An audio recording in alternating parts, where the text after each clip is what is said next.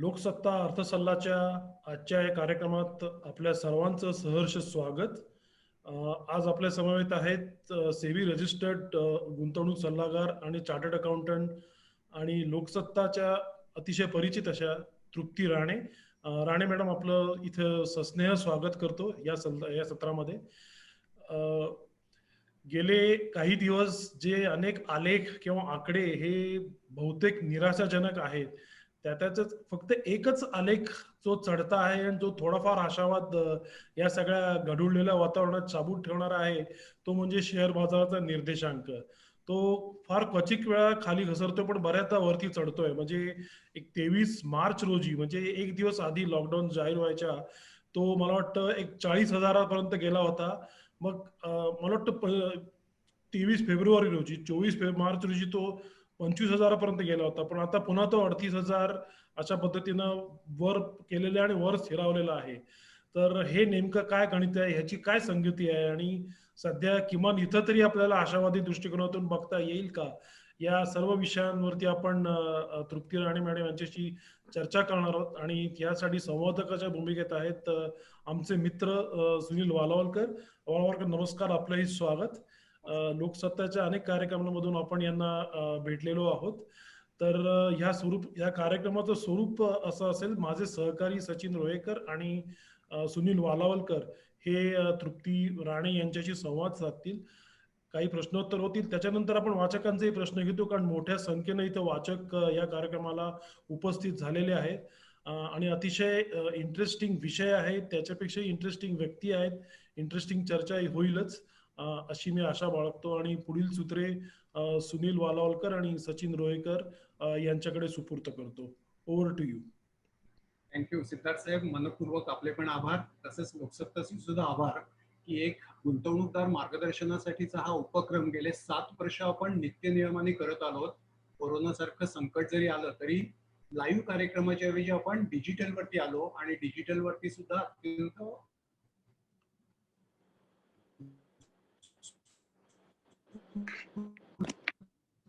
प्रतिसाद गुंतवणूकदारांचा मिळालेला आहे. माझ्या मते आताच 500च्या वरती गुंतवणूकदारांनी याच्यात मदत करतो. माझे सहकारी सचिन रोहेकर आणि मी आळीपाळीने तृप्ती मॅडमना हा प्रश्न विचारत जाईल सुरुवातीच्या अर्ध्या तासामध्ये, आणि त्यानंतरच्या अर्ध्या तासामध्ये प्रेक्षकांचे जे लाईव्ह प्रश्न असतील ते आम्ही समर्पकपणे घेत जाऊ. तृप्ती मॅडमची ओळख आता सिद्धार्थ सरांनी चांगल्याच पद्धतीने केली आहे की जसं सगळ्यांना माहिती आहे की त्या एक क्वालिफाईड चार्टर्ड अकाउंटंट आहेत. अनेक खाजगी कंपन्यांमधून त्यांनी अधिकार पदाच्या काम केलेली आहे. त्यांची कॉर्पोरेट बॅकग्राऊंड सकट त्या आता या गुंतवणुकीच्या क्षेत्रात आलेल्या आहेत. गेली 5 वर्षापासून पर्सनल फायनान्स या विषयावरती समुपदेशन, आर्थिक सल्लागाराचं काम त्या करत असतात. सेबीतर्फे त्या नोंदणीकृत अशा त्या सल्लागार आहेत आणि लोकसत्तेच्या स्तंभलेखिका म्हणून सुद्धा त्या सुपरिचित आहेत. या सर्व ओळखी सकट तृप्ती मॅडम मी आपल्या इथे परत एकदा स्वागत करतो. आणि जिथून सिद्धार्थ साहेबांनी हा विषय मांडला त्याच्याच आधारावरती माझा एक प्रश्न पहिला असेल आपल्याला. कोरोनाच्या काळात आपण भेटलेलं तेवढं ते एक महासंकट, महामारीमध्ये आपण भेटतोय, त्यावरती ती आर्थिक सुनामी सुद्धा आहे. तुम्ही या सगळ्या अर्थव्यवस्थेकडे कसं बघता? तुम्ही एक चार्टर्ड अकाउंटंट आहात, एक विश्लेषक आहात, अर्थशास्त्राचे अभ्यासक सुद्धा आहात. तुमच्या दृष्टीने भारतीय अर्थव्यवस्थेचं सध्याचं चित्र काय? इथून आपण सुरुवात करूया. तृप्ती मॅडम. धन्यवाद सुनीलजी. आणि पुन्हा एकदा मला लोकसत्तेकडून ही जी संधी मिळालेली आहे त्याच्यासाठी इंडियन एक्सप्रेस ग्रुपचे आभार मानते. आज आता कोरोनाच्या काळामध्ये जेव्हा आपण अर्थव्यवस्थे बद्दल बोलतोय तर अगदी फार आकडेवारी न बघता जर सांगायचं झालं तर मी असं म्हणेन की ऑलरेडी आपण एका स्लोडाऊनची सुरुवात बघितलीच होती. म्हणजे एक 2017-18 नंतर हळूहळू आपली गाडी स्लो व्हायला चालू झालेली होती आणि त्याच्यात एक असा अचानक ब्रेक जो लागला तो ह्या कोरोनामुळे लागला गेला. म्हणजे एकीकडे आपण जर आपल्या बजेटचे अंदाज घेतले तर तिथे ऑलरेडी आपल्याला दिसत होतं की central government as well as state government दोघांकडेही लिक्विडिटी क्रंच, रेव्हेन्यू डेफिसिट्स वाढत चालले. आणि आता हे जे अचानक संकट आलेलं आहे त्याच्यामुळे अनएक्सपेक्टेड गोष्टींवरचे खर्च हे वाढलेले आहेत, आवक कमी झालेली आहे गव्हर्नमेंटची दोन्ही लेवल्सवर. त्याच्यामुळे ओव्हरऑल इकॉनॉमीमध्ये कॅश क्रंच हा शब्द जो मी म्हणेन की लिक्विडिटी कमी आणि खर्चासाठी हे जास्त आहेत, कारण जास्त आहेत. दुसरं एक गुंतवणूकदार, जेव्हा मी गुंतवणूकदाराच्या दृष्टिकोनातून जेव्हा इकॉनॉमीला बघते तेव्हा एक बरोबर आहे अगदी सिद्धार्थ सरांनी जसं आधी म्हटलं की बाबा बाकी सगळं खाली आहे, फक्त सेन्सेक्सच वर जातोय. तर हे गुंतवणूकदाराचा एक शॉर्ट टर्म दृष्टिकोन आता जर मी वापरला तर लिक्विडिटी ही बाहेरच्या पैशाची आपल्याकडे भरपूर आलेली असल्यामुळे हा खेळ जरा इंटरेस्टिंग झालाय. व्हॅल्यू झाला, दिवसभर चढतात आणि मुळात निफ्टीला खेचण्यामागचं सगळ्यात मोठं श्रेय हे एका कंपनीला जात आहे की ज्याच्या गेल्या 2 महिन्याच्या वाढीमध्ये निफ्टीचा सर्वात जास्त गेन दिसतोय आज आपल्याला. त्यामुळे ही एक ब्रॉड बेस्ड रॅली नसून फोकस्ड रॅली, ज्याला आधी म्हणतो की आधी सुरुवातीला रिथिक स्टॉक्स होते, तर आता फक्त रिलायन्स आहे असं झालेलं असं म्हटलं तरी चालेल. फ्रॉम एक इन्व्हेस्टरच्या पलीकडे जाऊन जेव्हा मी एक सर्वसामान्य नागरिक म्हणून माझ्या देशाकडे बघायचा प्रयत्न करते, तर तिथे मला दिसतंय की येता काळ हा थोडासा माझ्यासाठी कदाचित एक सामान्य नागरिक म्हणून डिफिकल्ट जाईल. कारण जर गव्हर्नमेंटला फायनान्सेस कमी पडले तर मग देशातल्या डेव्हलपमेंटल ऍक्टिव्हिटीज कशा मॅनेज होतील हा प्रश्न मला. आणि जर डेव्हलपमेंटल ऍक्टिव्हिटीज नाहीच झाल्या तर मग पुढे आपली प्रगती कशी होणार. एम्प्लॉयमेंट जनरेशन, इन्फ्रास्ट्रक्चर डेव्हलपमेंट या ज्या 2 महत्वाच्या बाबी आहेत त्या मला आज बॉदर करतायत. त्यामुळे गव्हर्नमेंटने ह्याच्यावर जी काही ठोस पावलं उचलणं आहे ती जर व्यवस्थितपणे येत्या काळामध्ये 1.5 ते 2 वर्षामध्ये उचलली गेली तरच आपली अर्थव्यवस्था लवकर जागेवर रुळावर येईल आणि पुन्हा आपण आपला प्रगतीचा पाथ किंवा प्रगती पथावर आपण आपला आगेकूच करू. पण तोपर्यंत थोडस संभ्रमावस्था राहणं साहजिक आहे असं मला वाटतं. मॅडम, छान पद्धतीने हा आढावा घेतलात आपण. तो त्याच बॅकग्राऊंड वरती आता थेट रिटेल इन्व्हेस्टर्सच्या हिताचं गोष्टी बोलू. आणि त्या दृष्टीने मी तुम्हाला असा प्रश्न विचारतो की तुमच्याकडे अनेक प्रकारचे गुंतवणूकदार येत असतील, आता ते प्रत्यक्षात येत नसतील, फोनवरनं तुमची सल्ला मसलत घेत असतील, तर आजच्या या काळामध्ये तुम्ही एकच सल्ला सर्व प्रकारच्या गुंतवणूकदारांना देता काही का त्याच्यात काही तुमचे वेगवेगळे असे क्लासिफिकेशन्स आहेत? खूप छान विचारलं सुनीलजी. सध्या माझ्याकडे प्रश्न येतात ते 3 लेवल्सवर आहेत असं म्हटलं तरी चालेल. एक अशी लेवल आहे ज्याच्यामध्ये नोकरी नाही आहे आणि आता आहेत त्या सेव्हिंग्ज आहेत त्या इन्व्हेस्टमेंट्स मधून काही काळ काढणे. आता हा काळ किती मोठा आहे तो आपल्याला आता आजच्या घडीला नाही सांगता येत. तो 6 महिने असू शकेल किंवा वर्षही असू शकेल. दुसरी कॅटेगरी आहे की ज्याची किमान इन्कम व्यवस्थित चालू आहे किंवा थोडं कमी आवक झाली आहे बट ऍटलिस्ट खर्च व्यवस्थित मॅनेज होऊ शकतात. तर तिसरी अशी कॅटेगरी आहे की ज्याला बॉदर करते की बाबा स्टॉक मार्केटचे माझे रिटर्न्स, माझा पोर्टफोलिओ, माझ्या पोर्टफोलिओची व्हॅल्यू प्रोटेक्टेड राहील का, ह्याच्यात मला अजून जसा म्हणजे मार्च मध्ये एक अचानक डिप बघितला तसा डिप बघायची वेळ येईल. तर पहिली गोष्ट म्हणजे एक जिथे गरजांसाठीचं प्लॅनिंग आहे, म्हणजे जिथे आपण म्हणतोय की इन्कम थांबलेली आहे, त्या लोकांना किंवा त्या गोष्टीशी निगडीत सल्ला एकच मी देते, ते म्हणजे तुम्हाला काही करून पहिलं तुमचं खर्च भागवणं हे करणं आहे. आणि त्याच्यामुळे आतापर्यंत तुम्ही ज्या गुंतवणूक केलेल्या आहेत किंवा तुमचे जर इतर काही सोर्सेस असतील त्याच्यातून तुम्हाला एक steady state revenue just to manage your expenses, म्हणजे फक्त खर्च भागतील याच्या करता बाजूला करणं आहे. आणि इथे मग गरज जर पडली तर आपल्या एक्झिस्टिंग इन्व्हेस्टमेंट्सला रिडेम्पशन करणं गरजेचंच आहे.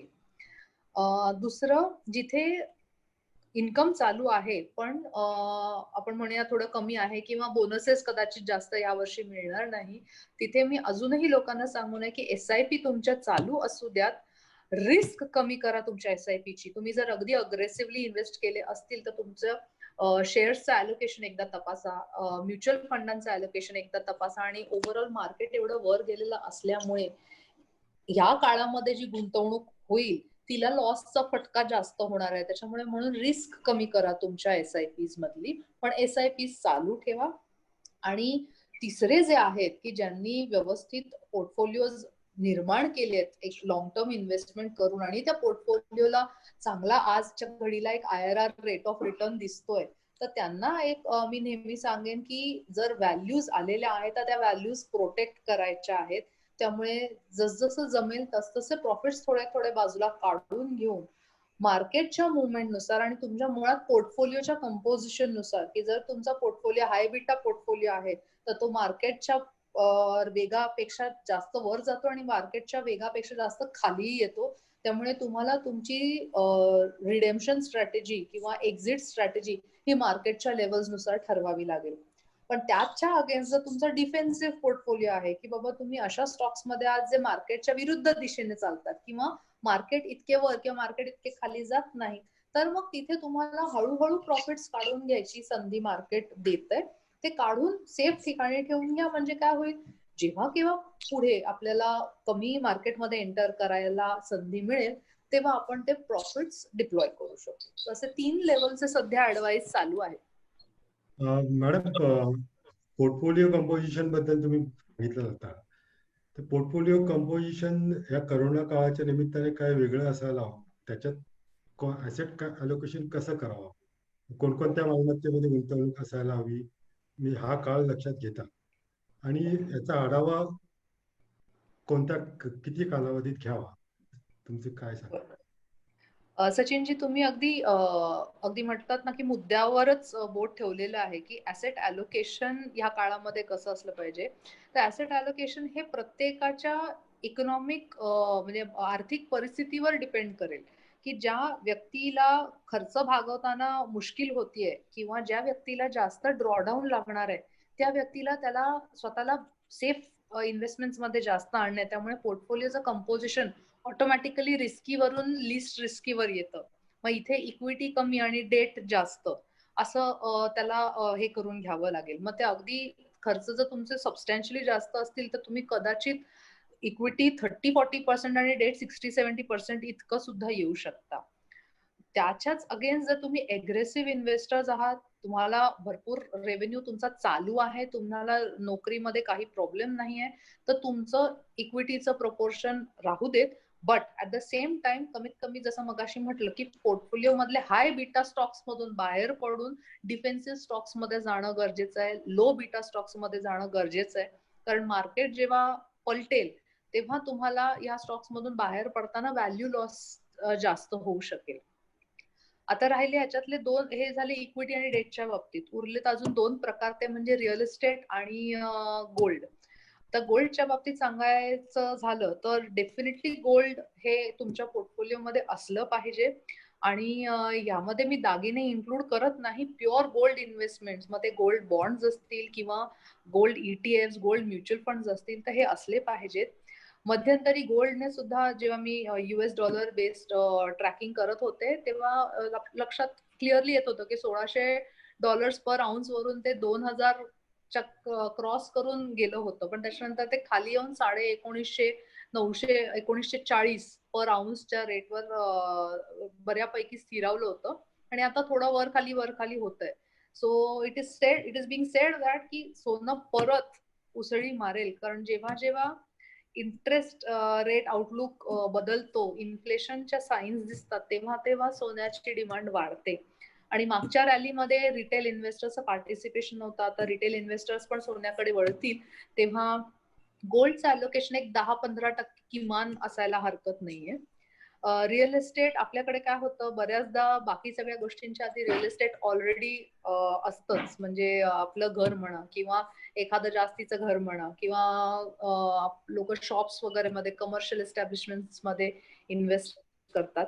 तर रिअल इस्टेटच्या बाबतीत मी म्हणेन की रिअल इस्टेटमध्ये जर तुम्ही भरपूर स्वतःची कॅपिटल काढून घालायचा विचार करताय तर थोडा अजून वेळ कदाचित रिअल इस्टेटला वर यायला लागेल.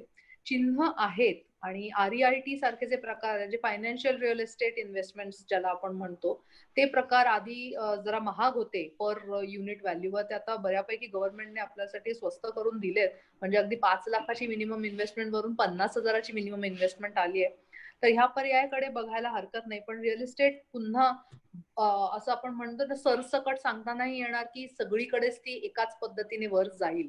कारण ज्या एरियाजमध्ये अजूनही ओव्हर सप्लाय आहे, तिथली जोपर्यंत एक्झिस्टिंग हे संपत नाहीये, स्टॉक संपत नाहीये, तोपर्यंत नवीन डिमांडला जरा यायला स्कोप थोडा उशीर आहे. सो एक ओव्हरऑल बघायला गेलं तर आपण इक्विटीमध्येच खेळून थोडंसं रिस्क कमी करून डेट मधला पोर्शन थोडासा वाढवून आणि रिअल एस्टेट मध्ये मी म्हणेन रेसिडेन्शियल रिअल एस्टेट जर बघायची झाली तर Tier 2 Tier 3 cities are more lucrative in comparison to metros.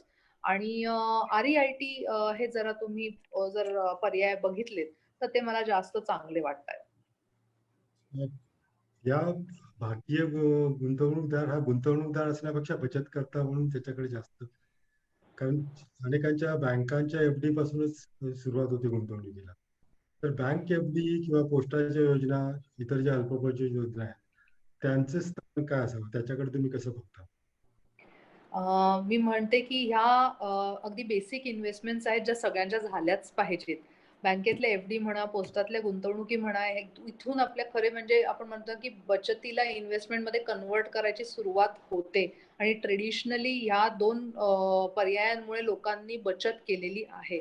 पण त्याच्या पलीकडे जाऊन सुद्धा आपल्याला एक लॉंग टर्मचा इन्फ्लेशन, स्टँडर्ड ऑफ लिव्हिंग ह्या सगळ्या गोष्टींचा विचार करून आपल्या इन्व्हेस्टमेंटचा ताट मोठं करायचं आहे. त्यामुळे पोस्टाच्या आणि बँकांमधल्या FD बद्दल मी म्हणेन की त्या एक आपण म्हणतो ना की स्टेबिलिटी देण्यासाठी, माझ्या नजीकच्या काळाच्या खर्चांसाठी किंवा जेव्हा मला गुंतवणूक पर्याय सापडत नाही आहे लगेच, तर टेम्पररी पार्किंगसाठी ह्या गोष्टी मी वापरते. At the same time conservative mindset असणाऱ्या माणसासाठी आपले इतके FDज या बँकेमध्ये आहेत आणि त्यातून आपल्याला एक रेग्युलर इन्कम मिळते. ही गोष्ट फार सुखदायी असते. त्यामुळे जरीही ह्या इन्फ्लेशन बीट करत नसल्या तरी सेफ्टी पॉइंट ऑफ व्ह्यू आणि temporary fund parking point of view मी ह्यांना बघते. यांचं एक म्हणजे आपण एक म्हणतो की ह्यांना पर्याय म्हणून दुसऱ्या थोड्याशा मॅच्युअर इन्व्हेस्टमेंट्स आहेत, त्या म्हणजे डेट फंडातल्या किंवा बॉन्ड मधल्या इन्व्हेस्टमेंट्स, डिबेंचर्स मधल्या इन्व्हेस्टमेंट्स. पण यांच्यातली रिस्क प्रत्येकालाच समजते असं नाही आहे. त्यामुळे पूर्णपणे FD आणि पोस्टातले डिपॉझिट्स मी बाद करत नाही. इन्व्हेस्टरची जी लेव्हल असेल, त्याची जी गरज असेल, त्याच्यानुसार ह्यांना डेफिनेटली स्थान असलं पाहिजे. फक्त अतिरेक कुठलाही होऊ नये म्हणून सगळेच पैसे बँकेत किंवा पोस्टात ठेवू नये माणसाने. तुम्ही चांगलं बोलताय, अतिरेक होऊ नये. आणि याच्यावरच ना मी तुम्हाला जरा तुमच्या मागच्या उत्तराकडे घेऊन जातो, ज्याच्यात आपण फेअर म्हणजे रिव्ह्यू करण्याच्या बद्दल आपण बोललो, पोर्टफोलिओचा रिव्ह्यू करण्याच्या बद्दल. माझ्या डोक्यात एक कोरोना एवढं घट्ट बसलंय, ती माझ्या हल्ली सगळ्या उपमा सगळ्या कोरोनाच्याच येतात. हल्ली ते प्रत्येकाच्या घरात एक ऑक्सिमीटर नावाचं उपकरण आलेलं आहे. ऑक्सिमीटर प्रत्येक जण ते बोट घालतं आणि आपलं ऑक्सिजन लेवल चेक करत असतं. ते इतकं झालेलं आहे की 10-10 मिनिटांनी सुद्धा लोक ते बोट घालून ते ऑक्सिजन आपल्या पातळी किती आहे बघत असतात. त्याच्या पार्श्वभूमीवर मला असं विचारायचं आहे की हा रिव्ह्यू करण्याचं जे आपलं तुम्ही जे सांगत असतात, ते किती नियमितपणे, किती फ्रिक्वेन्सीने, किती इंटरव्हल नंतर रिव्ह्यू करणं गरजेचं आहे मॅडम तुमच्या मते या विशेषतः काळात? बरोबर. आता मी म्हणेन की ऑक्सिमीटर जर प्रत्येक 10 मिनिटांनी बघताय तर म्हटलं तो ऑक्सिजनच्या लेवलपेक्षा तुमच्या एन्झायटीच्या लेवल्स तपासणं जास्त गरजेचं आहे. So more than the investment review, तो इन्व्हेस्टरचा रिव्ह्यू जास्त महत्वाचा होतोय. कारण आपण जर आपला इन्व्हेस्टमेंट प्लॅन फायनलाइज केलेला आहे आणि त्याच्यानुसार त्याचा परफॉर्मन्स चाललेला आहे, तर मला नाही वाटत की कुठल्याही इन्व्हेस्टरला फार काळजी करायची वेळ येईल.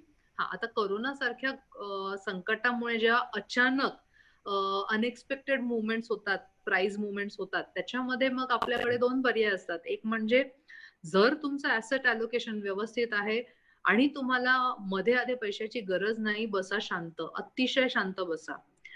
दुसरा, तुमचं व्हॅल्यू प्रोटेक्शन हे जर टार्गेट असेल तर तुम्हाला पहिले प्रॉफिट्स बाजूला काढणंच आहे आणि मग उरलेल्या व्हॅल्यूवर तुम्ही शांत राहू शकता.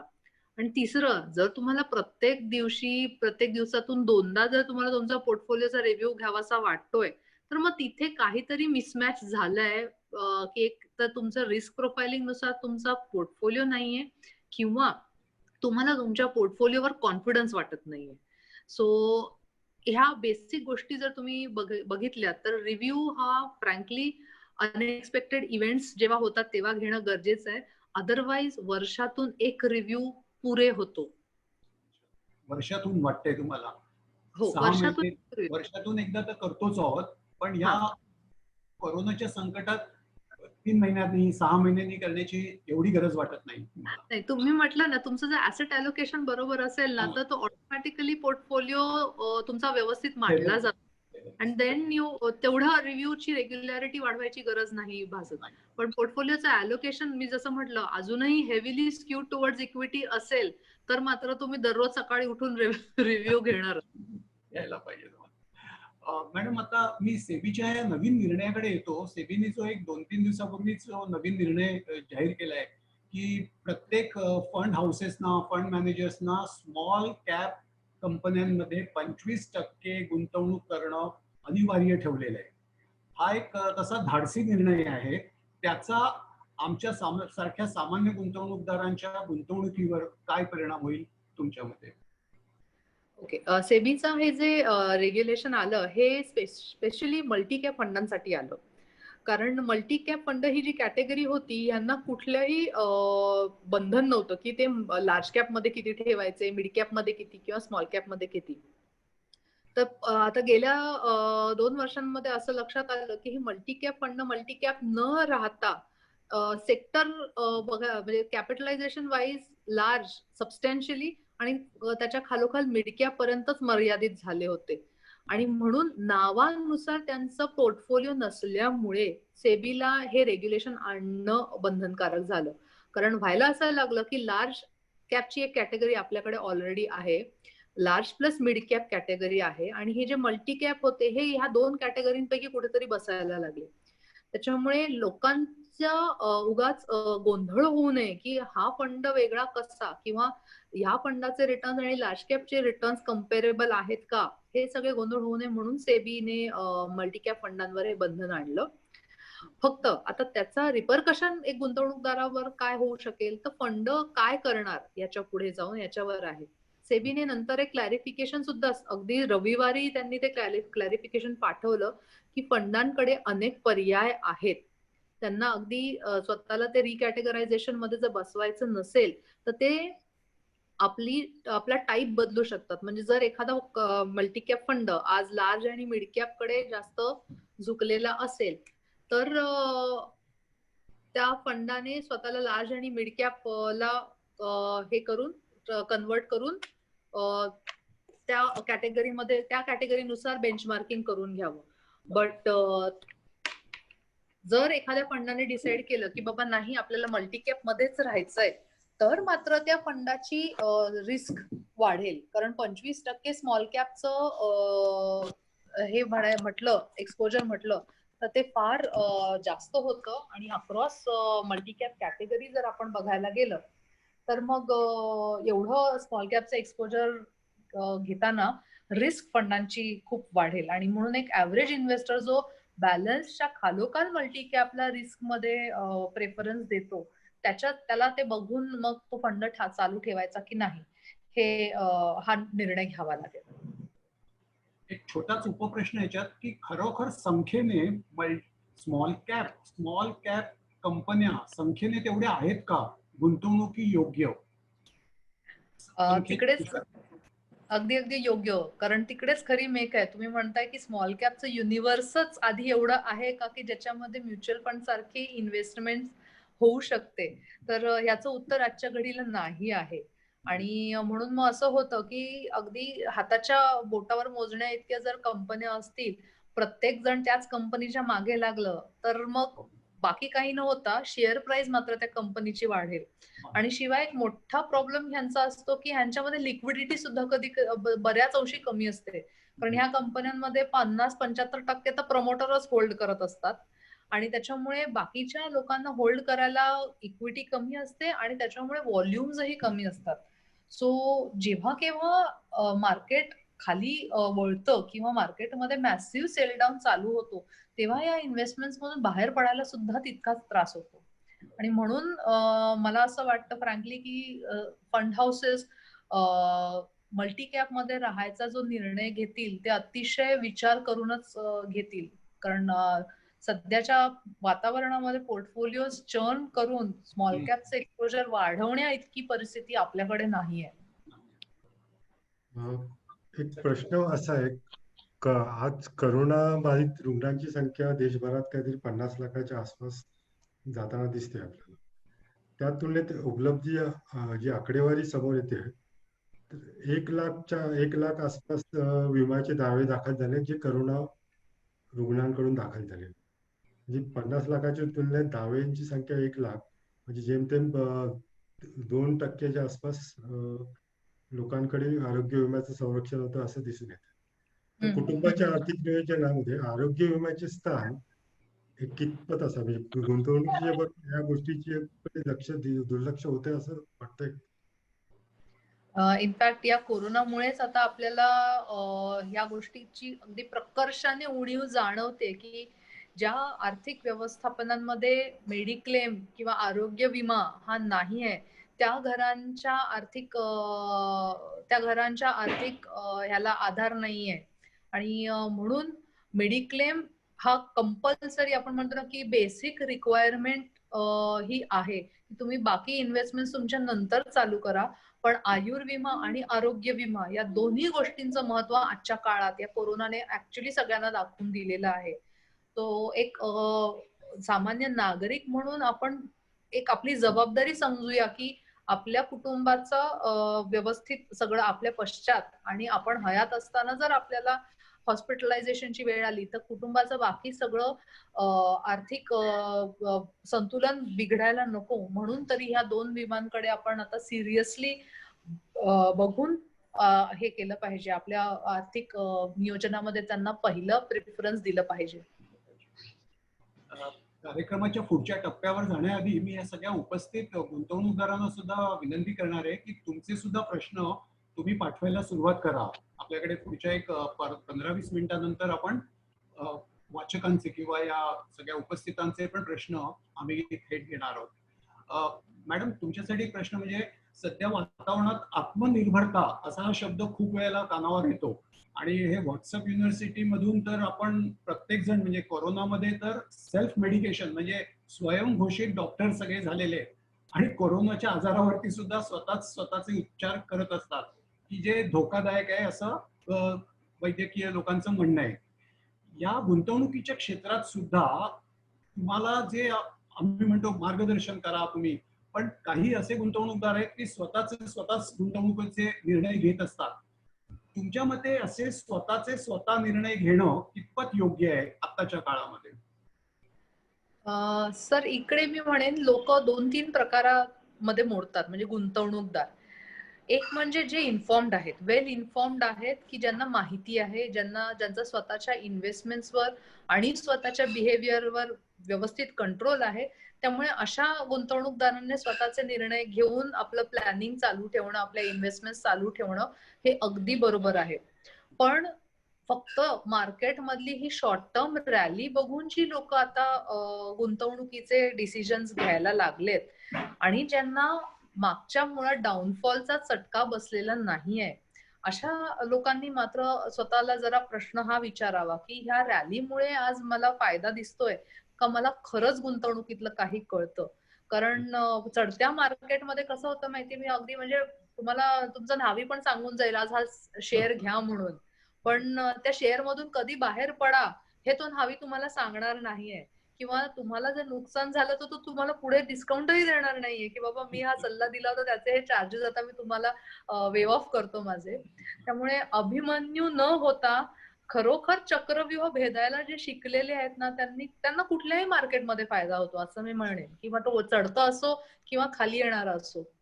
पण जे अर्धवट ज्ञान घेऊन पुढे आलेले आहेत किंवा जसं तुम्ही शब्द वापरला व्हॉट्सअप युनिव्हर्सिटी मधून डिग्री मिळाली आहे ज्यांना, त्यांनी मात्र कॉन्शियसली जरा हा विचार करावा की खरंच आपण त्यात तज्ञ आहोत आणि सगळ्या रिस्क समजून आपलं एक्झिट रूट फायनल करून आपण त्यात आत शिरलोय की वाहत्या गंगात आपणही हात धुवून घेऊया अशातला आपला ऍटिट्यूड आहे. कारण या गोष्टीचे लॉंग टर्म परिणाम होऊ शकतात. एक सेकंदभर मी फक्त उदाहरण देते. 2008 साली सुद्धा जेव्हा मार्केट असंच पडलं होतं त्या काळात लोकांना लाखोंचं नुकसान डेरिव्हेटिव्ह ट्रेडिंग मध्ये झालेलं होतं आणि त्याही वेळेला मार्केट असं तुफान 3-4 महिन्यामध्ये वाढल्यामुळे लोकांचा आत्मविश्वास की आपण कमवू शकतो हा खूप वाढलेला होता आणि लोकांनी अवास्तव डेरिव्हेटिव्ह वर एक्सपोजर्स घेतले होते आणि ही सबस्टॅन्शियल रिटेल लोक याच्यामध्ये लॉसेस घेऊन बसली होती आणि आता सुद्धा काही ठिकाणी ही परिस्थिती दिसते. त्यामुळे जर तुम्हाला येत नसेल, तुम्हाला फ्युचर्स ऑप्शन समजत नसतील, डेरिव्हेटिव्ह समजत नसेल तर कृपया त्याच्यापासून लांब राहा. झाले असतील प्रॉफिट्स पण म्हणून ते होतच राहतील अशी कोणतीही गॅरंटी नाही आहे आणि मुळात म्हणजे लोन काढून ह्या इन्व्हेस्टमेंट्स करू नका. त्याचा डबल इम्पॅक्ट होतो की एका ठिकाणी लॉस इन्व्हेस्टमेंटचा झालेला आहे आणि दुसऱ्या ठिकाणी आपल्याला लोन ही फेडतं करायचंय. So there is a asset liability mismatch there. म्हणून सेल्फ रॉबिनहुड म्हणतो मी या लोकांना. आत्मनिर्भरता जरा जपूनच अशाच आत्मनिर्भरता जरा जपून वापरा. सचिन. मॅडम आता बऱ्याच नवीन म्युच्युअल फंड बाजारात येत आहेत. NFO सुरू आहेत बाजारामध्ये. त्यात काही म्युच्युअल फंड इंटरनॅशनल फंड सुद्धा आहेत. तर NFO बद्दल तुमचं मत काय? NFO मध्ये इन्व्हेस्ट करावं का? आणि इंटरनॅशनल फंड्स बद्दल तुमचा काय अभिप्राय असेल, काय सल्ला असेल? NFO बघायला गेलं तर NFO म्हणजे एक म्युच्युअल फंड एका नवीन स्कीमची सुरुवात करते. त्यामुळे ते इन्व्हेस्टर्स कडून पैसे गोळा करणार आणि तिथून डिप्लॉयमेंट सुरू होणार. तर एक 10 रुपयाला एक युनिट आहे म्हणून आपण त्याच्याकडे ते स्वस्त आहे आणि 200 रुपयाचं एक्झिस्टिंग दुसऱ्या कुठल्या तरी फंडाचं युनिट आहे तर ते महाग आहे असा बघण्याचा दृष्टिकोन चुकीचा आहे. त्यामुळे NFO स्वस्त वगैरे काही नसतो. NFO ही एक नवीन सुरुवात असते एखाद्या फंडची. इथून पुढे त्या फंड मॅनेजरचे डिसिजन्स नुसार तो पोर्टफोलिओ कसा शेप घेतो आणि कोणत्या प्रकारे रिटर्न जनरेट करतो हे सगळंच्या सगळं फ्युचर वर डिपेंड करतं. आज त्या बाबतीत आपण काहीही सांगू शकत नाही. फक्त बघताना आपण इतकंच बघतो की बाबा जे फंड हाऊस NFO घेऊन येत आहे, ज्या थीम मध्ये घेऊन येत आहे आणि त्याचा जो फंड मॅनेजर आहे त्याचे इतर फंड कसे परफॉर्म करत आले आहेत गेल्या काळामध्ये आणि त्यानुसार आपण एक निर्णय घेऊ शकतो. परंतु कोणताही ट्रॅक रेकॉर्ड अदरवाईज ह्या फंडाचा आपल्याकडे नसतो.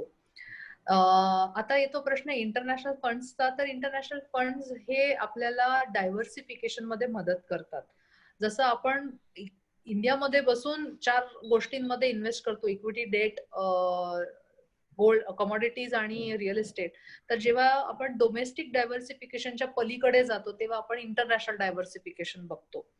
पण ही जी कॅटेगरी आहे ही कॅटेगरी त्याच लोकांसाठी आहे ज्यांचं जोखीम घ्यायची क्षमता जास्त आहे.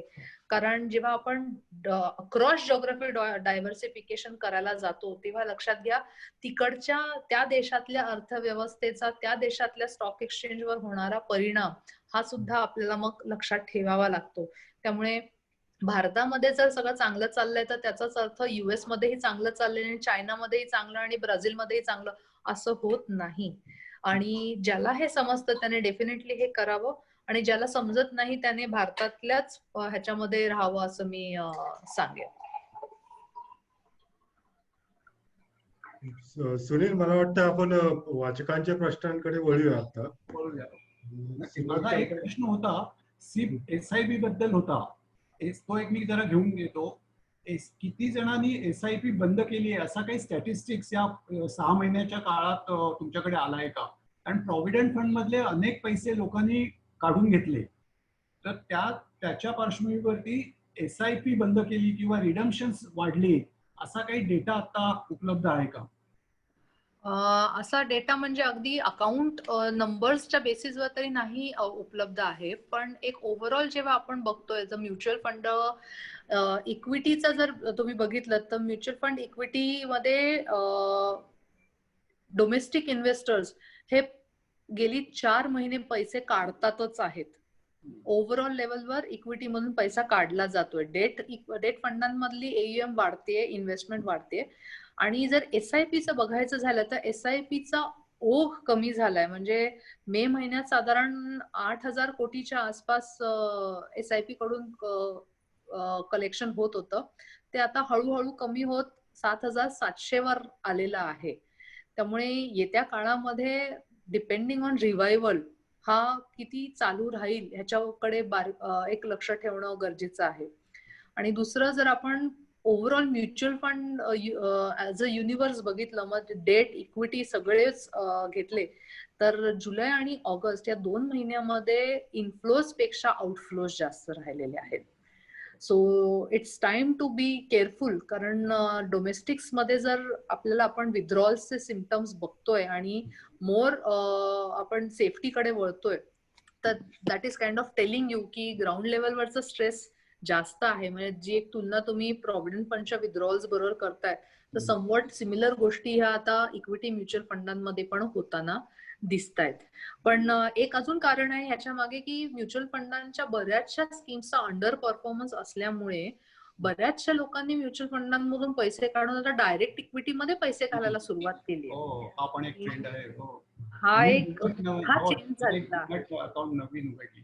बरोबर. हो, म्हणजे गेल्या वर्षाच्या तुलनेमध्ये या वर्षाच्या पहिल्या 4 महिन्यांमध्ये एप्रिल, मे, जून, जुलैमध्येच एक साधारण 20% वाढ आपल्याला नवीन डीमॅट खात्यांमध्ये दिसते. आणि ठीक आहे, रिटेलचं पार्टिसिपेशन आपल्या देशात खूप कमी आहे, ते वाढायला पाहिजे. या सगळ्या गोष्टी जरी बरोबर असल्या तरी सडनली हा फ्लो एवढा वाढणं आणि मुळात म्हणजे ह्या लोकांना समजणं की बाबा खरंच ह्याच्यातून आपण लॉंग टर्म कमाई करू शकतो का हे शॉर्ट टर्म बेट्स घेऊन आपण पुढे सरकतोय किंवा कुणाच्या तरी टिप्सवर विश्वास घेऊन पुढे सरकतोय, तर तिथे जरा मला साशंकता जास्त वाटते. आणि म्हणजे मी तरी माझ्या लेवलवर करते, पण RBIच्या गव्हर्नर पासून जिथे लोकांना कॉन्फिडन्स वाटत नाहीये ह्या रिटेल पार्टिसिपेशन मध्ये, तिथे ही थोडीशी चिंताजनक बाब आहे. आणि आता झालंय असं की प्रत्येक सिक्युरिटी म्हणजे ब्रोकर कंपनीने ऍप बनवून दिलेला असल्यामुळे पटापट अकाउंट उघडतात, पटापट पैसे ट्रान्सफर होतात आणि पटापट तुम्हाला शेअर्स घेता विकता येत आहेत. सो हे जरा डिफिकल्ट आहे. तरी सेबीच्या नवीन प्लेटच्या नियमांमुळे थोडस ह्याला एक आपण म्हणतो की चांगलं स्वरूप यावं अशी इच्छा आहे. पण तरीही मुळात प्रश्न हाच राहतो की जो इन्व्हेस्टर आत आलाय, ज्याने पैसे घातले, तो जर वेळेत बाहेर पडू शकला तर ठीक आहे, नाही तर पुन्हा भयंकर लॉसेस बघायची जेव्हा वेळ येते तेव्हा मात्र दिस इज अन अनडिझायरेबल आउटकम. ती गोष्ट जास्त चिंताजनक आहे. सचिन, आता वाचकांच्या प्रश्नांकडे वळतोय आपण. सुरुवातीलाच काही प्रश्न आहेत की सोन्याची अभूतपूर्व तेजी आपल्याला अलीकडे दिसते सोने चांदीच्या दरांमध्ये, तर त्या अनुषंगाने सोन्यातल्या गुंतवणुकीचे कोणते प्रकार आपण पाहायला हवेत जे सुरक्षित असतील आणि चांगला परतावा सुद्धा देऊ शकतील, असे कोणते पर्याय आहेत? स्वप्नील देऊळगावकर यांनी प्रश्न विचारलाय. तसाच प्रश्न अक्षय चौकर यांचाही तोच प्रश्न आहे. तुमचं उत्तर काय असेल? सोन्यातली गुंतवणूक डेफिनेटली आपण मी मगाशी म्हटल्याप्रमाणे की फायनान्शियल गुंतवणूक, आर्थिक गुंतवणूक जर बघितली तर ती जास्त फायदेशीर ठरते. आणि गेल्या काही वर्षांमध्ये सोवरिन गोल्ड बॉन्ड्सचं गव्हर्नमेंटने जेवढं लोकांपर्यंत पोहोचवायचं काम केलंय त्याच्यामुळे जरा जास्त जागरूकता निर्माण झाली असंही मी म्हणेन. पण एक लक्षात घ्या की सोनं हे ऍसेट क्लास असल्यामुळे ते जेव्हा स्वस्त असतं तेव्हा ते घेणं आणि महाग असताना विकणं या 2 गोष्टी आपण लक्षात ठेवणं आहेत. त्यामुळे मी गोल्ड बॉन्ड्स म्हणा किंवा ETF एक्सचेंज ट्रेडेड फंड्स म्हणा किंवा म्युच्युअल फंड म्हणा, एंट्री लेवल तुमची लक्षात जर तुम्हाला घेता आली की बाबा लो मध्ये एंट्री करणं तर त्यातली इन्व्हेस्टमेंट ही फायदेशीर ठरू शकते. कारण सोनं हे अनेक वर्ष असं झोपून राहू शकतं आणि अचानक त्याच्यामध्ये तेजी दिसू शकते. त्यामुळे जर तुम्ही हाय लेवलवर एंट्री घेतली आणि त्याच्यानंतर जर करेक्शन्स आले तर तुम्हाला अनेक वर्ष लॉसेस बघावे लागू शकतात. पण तेच आपण एक म्हटलं ना, टप्प्याटप्प्याने गुंतवणूक केली, आपलं जसं मंथली एसआयपी मध्ये छोटीशी एसआयपी गोल्ड म्युच्युअल फंडाकडे ठेवली, किंवा आपण दर महिन्याला गोल्ड ETFs घेतले. सोव्हरेन बॉन्ड्स अशा लोकांसाठी सुटेबल आहेत की ज्यांना आपण म्हणतोय ना की 9 वर्षांनी मुलीचं लग्न आहे आणि म्हणून आपल्याला सोनं तेव्हा लागणार आहे, तर त्याच्यासाठी आता बॉन्ड्स घेऊन ठेवले तर फ्रॉम टॅक्सेशन पर्स्पेक्टिव्ह तुम्हाला एक एक्झेम्प्ट इन्कम जनरेट करता येते त्या बॉन्ड्सवर. आणि शिवाय गव्हर्नमेंट 2.5% इंटरेस्टही देते. So it's a better investment than holding jewellery. But as I said, entry आणि एक्झिट हे तुम्हाला प्लॅन करावे लागणार to make good returns out of them. आणि सेफ्टीच्या बाबतीत म्हणायला गेलं तर सेफ ही कुठलीच इन्व्हेस्टमेंट नसते. प्रत्येक इन्व्हेस्टमेंटला रिस्क आहे. तर रिस्क ही समजूनच आपल्याला आपल्या इन्व्हेस्टमेंट प्लॅन करायच्या आहेत. शैलेश म्हणून आपले एक वाचक आहेत, त्यांना असं विचारायचं आहे, शासकीय कर्मचारी शेअर मार्केटमध्ये थेट गुंतवणूक करू शकतात का आणि त्याच्यावर काही बंधन आहेत का? शासकीय कर्मचाऱ्यांमध्ये तुम्ही नेमक्या कोणत्या ऑर्गनायझेशन मध्ये काम करता त्याच्यावर डिपेंड करतं. तर सेबी सारखी जी ऑर्गनायझेशन आहे किंवा अशा ऑर्गनायझेशन ज्या सेन्सिटिव्ह ऑर्गनायझेशन, ज्यांच्याकडे प्राइस सेन्सिटिव्ह इन्फॉर्मेशन असते, म्हणजे मध्ये लायसन्सिंग रिक्वायरमेंट्स वाली ऑर्गनायझेशन म्हणा किंवा ज्या अप्रुव्हल्स देतात अशा ऑर्गनायझेशन म्हणा, इथल्या एम्प्लॉईजना त्यांच्या रूल बुक प्रमाणे डायरेक्ट इक्विटी इन्व्हेस्टमेंट करता येत नाही. त्यामुळे तुमची ऑर्गनायझेशन कोणत्या कॅटेगरीमध्ये बसते आणि त्याच्यामध्ये असं काही दिलेलं आहे का की ही सेन्सिटिव्ह इन्फॉर्मेशन हँडल करणारी आहे म्हणून त्यांना डायरेक्ट इक्विटी एक्सपोजर्स नाही. But nothing stops you from investing in mutual funds. पण म्युच्युअल फंड मध्ये तुम्ही फक्त फंड डिसाईड करता, तुम्ही हे डिसाईड नाही करत की कुठल्या कंपनीमध्ये तुम्हाला एक्सपोजर घ्यायचंय. त्यामुळे ज्या डिपार्टमेंटमध्ये तुम्ही काम करता त्या डिपार्टमेंटमध्ये अशी काही माहिती येण्याचं जर चान्सेस जास्त दिसत असतील तर हे क्लॅरिफिकेशन तुम्हाला तुमच्या पेरोल कडून किंवा तुमच्या ऍडमिनिस्ट्रेशन कडून घ्यावं लागेल. Otherwise there is no bar on investing in shares. 2-3 वाचकांचा म्हणजे अनेक वाचकांचा तसाच प्रश्न आहे की यापुढे नेमकं काय होऊ घातले. म्हणजे एकतर बाजाराची अशी अवस्था आहे की कधी कोणत्याही क्षणी त्याचा नूर पाहते. जरी आशावाद बलवत्तर असला तरी मार्केट कधी कोसळण्याची शक्यता आहे, कधी होत्याचं नव्हतं होण्याची शक्यता आहे. तर नेमकं काय घडू शकेल आणि काय शक्यता आहेत, तुम्ही शक्यतांचे वेध कसा घेऊ शकता? ओके, शक्य अशक्यांच्या ह्याच्यामध्ये मी 2 गोष्टींना सध्या प्राधान्य देते. एक म्हणजे इंटरेस्ट रेट्सचे सायकल्स आता कसे वळणार आहेत. मुळात म्हणजे महागाईची सुरुवात झाली, इंटरेस्ट रेट्स वर चढायला लागले की इक्विटी मार्केट्स खाली येणं हे स्वाभाविक आहे. आणि त्यात आपण काय बघतो, आपल्या देशामध्ये जास्त तो पैसा जेव्हा बाहेरून येतो तेव्हा आपल्या मार्केट्सला मोमेंटम मिळतं आणि म्हणून हा पैसा जेव्हा पुन्हा बाहेर जातो तेव्हा आपल्याला त्रास होतो. तेव्हा मार्केट्स मधल्या व्हॅल्यूज पटापट खाली येतात. का? कारण साधी गोष्ट आहे, तिकडे बॉरोईंग केलंय. सपोज US मध्ये आज रेट्स कमी आहेत त्यामुळे तिथे तुम्ही कर्ज काढून जेव्हा इथे इंडियामध्ये इन्व्हेस्टमेंट करता, तिथे जेव्हा कर्ज फेडायची वेळ येणार तेव्हा तुम्हाला इथल्या इन्व्हेस्टमेंट्स टाकून तिकडे जावं लागणार. किंवा तुमची लायबिलिटी वाढते, इंटरेस्टचे रेट वाढले, तुम्हाला कर्ज सर्व्हिस करताना जास्त पैसे लागतात, तर तुम्ही इथल्या इन्व्हेस्टमेंट्स रिडीम करणार आणि तिकडे पैसे जमा करणार. याशिवाय अचानक एखादा असा इव्हेंट झाला की बाबा भारत आणि चायनामध्ये असं काहीतरी भयंकर झालं की ज्याच्यामुळे जिओ पॉलिटिकल अनसर्टनिटी, अस्थिरता वाढली, तर तरी सुद्धा आपल्याकडची कॅपिटल पटकन बाहेर जाण्याचे चान्सेस आहेत. त्यामुळे हे जे इव्हेंट्स आहेत, हे इव्हेंट्स या इव्हेंट्समुळे आपल्या मार्केट्समध्ये व्हॅल्युएशन्स खाली येतील. कधी? आता एक युएसचे इलेक्शन्स काय निर्णय देतात त्याच्यावर आहे आणि दुसरं ऑब्व्हियसली जसं मी म्हटलं की इंटरेस्ट रेट सायकल्स कशा चालतात याच्यावर आहे. आपल्याला अकॉमोडेटिव्ह स्टान्स जर RBI ला कंटिन्युअस ठेवावा लागला आणि इंटरेस्ट रेट्स लो राहिले आपल्या देशात ऍज वेल एज ग्लोबली, तर ही रॅली कदाचित तितकी लवकर खाली येणार नाही. पण जर इंटरेस्ट रेट रिव्हर्सल्स लवकर दिसायला लागले आणि ग्राउंड लेवलवरचा स्ट्रेस, की जिथे आतापर्यंत आपण म्हटलं मोराटोरियम असल्यामुळे नॉन परफॉर्मिंग ऍसेट्स वाढत नाहीये, पण मोराटोरियम काढल्यानंतर नॉन परफॉर्मिंग ऍसेट्सचं काय होणार आहे आणि त्याचा परिणाम बँकिंग क्षेत्रावर काय होणार, या सगळ्या गोष्टींचा मग आपल्या बाजारावर परिणाम होईल. So one needs to be careful. आपण डोळे झाकून राहू आणि आपला पैसा वाढेल असं आता करता येणार नाही. One has to be vigilant.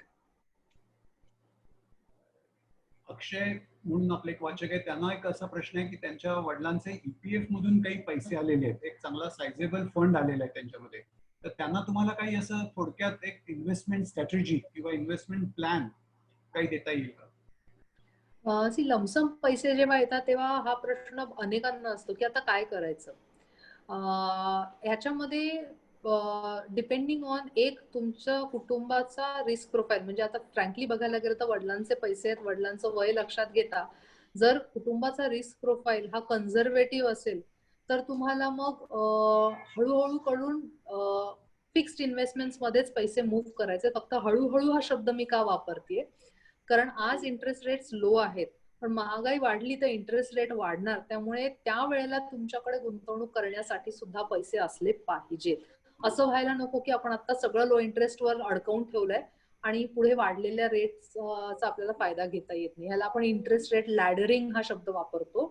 त्यामुळे कन्झर्वेटिव्ह इन्व्हेस्टर साठी इंटरेस्ट रेट लॅडरिंग. आणि जर तुमचा प्रोफाईल इक्विटी साठीचा असेल की बॅलन्स किंवा अग्रेसिव्ह मध्ये असाल तर मार्केट तुम्हाला संधी देईल, त्या संधीचा टप्प्याटप्प्यावर तुम्ही फायदा करून घेऊ शकता. आणि जसं जसं मार्केट एक एक लेवल खाली येईल त्या प्रत्येक लेवलला लक्षात घेऊन तुम्ही तुमच्या इन्व्हेस्टमेंट प्लॅन करू शकता.